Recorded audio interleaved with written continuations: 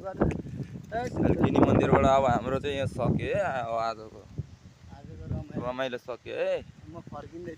ल मेरो प्रेजेन्ट भाइ खिखिरे भाइ विवेक चौलागाई शस्त्रको हलदार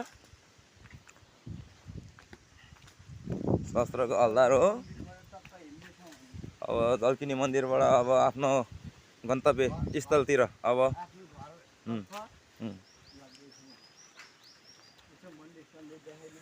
सब देखाइदिइरह्यो हो, सबै देखाउने हो भाइ। बाटो यस्तरी आएर यहाँबाट सिधै मेन मन्दिर चाहिँ यहाँ चाहिँ पानी आइरहेको हुन्छ है भाइको। एनी टाइम पानी है, पानी चुहिरहेको हुन्छ हेऱ्यो भने। ल मन्दिर यही हो मन्दिर। के दानपेटी गर्न आँट्यो? ल ल ल दानपेटीमा लगाइदिए यहाँबाट देखिरहेको थियो। त्यही तलबाट हिँडाइदिएन। ल भाइले पनि डोनेट गरिदियो। ल पाल हेर्न, पाल त्यहाँ तलबाट पाल हेर्न, त्यसरी छिर्दैन भाइ।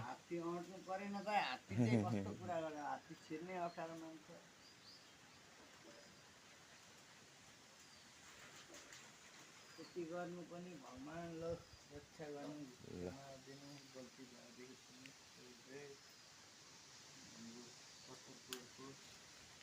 मन्दिर जल्किनी मन्दिर पनि गल्ती बुझ्नु भएन।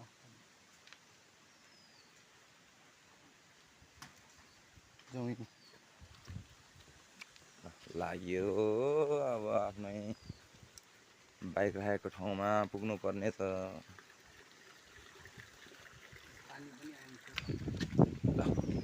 अब लाग्यो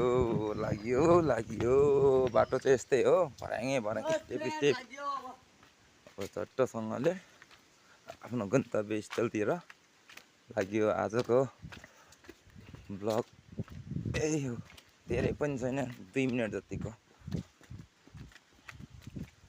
है गाइस हो। ल मेरो भाइ विवेक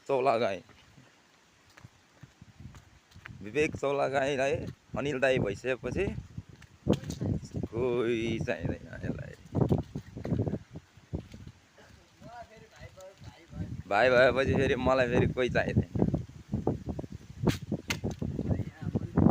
ल भाइले यहाँ दर्शन गर्दै रहेछ है।